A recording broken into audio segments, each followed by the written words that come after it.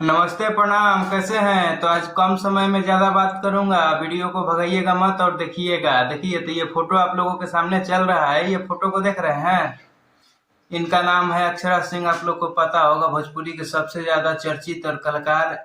और इनको भी अभी कुकुर काट लिया है कि हम विवाद में रहेंगे। विवाद में रहने का अभी एक स्टेज शो हुआ है। वो स्टेज शो के बारे में आप लोग जानते ही होंगे। वो विवाद चल रहा है।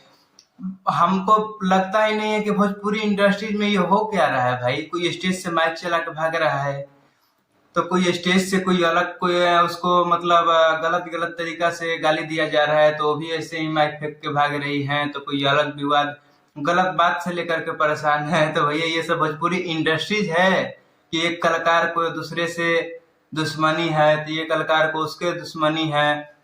ऐसे थोड़ी ना होता है। कलाकार हो भाई, सबके साथ गाना गाओ, सबके साथ रहो।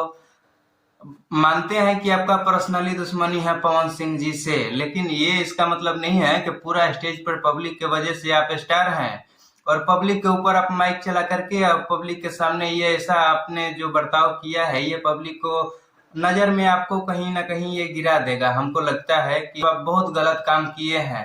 मानते हैं कि दुश्मनी है, दुश्मनी निभाइए, लेकिन उसका मतलब ये नहीं कि हम मतलब इतना गलत तरीका से जनता के सामने हम माइक फेंकेंगे। बहुत ही बड़ा बेइज्जती लगता है हमको।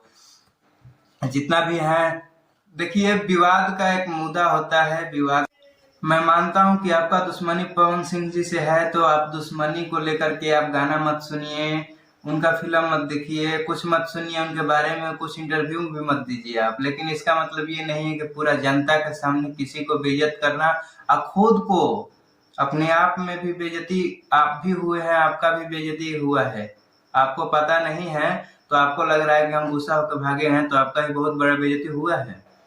अब आप इस बारे में क्या सोचते हैं और आपको क्या लगा था कि आपको ये स्टेज पर करने का जरूरत पड़ गया, ये तो जनता ही बताएंगे। और आगे का विवाद क्या होता है, ये सब आप लोगों को पता चलेगा। जैसे जैसे न्यू अपडेट आता है तब तब मैं आप लोगों को बताते चलूंगा।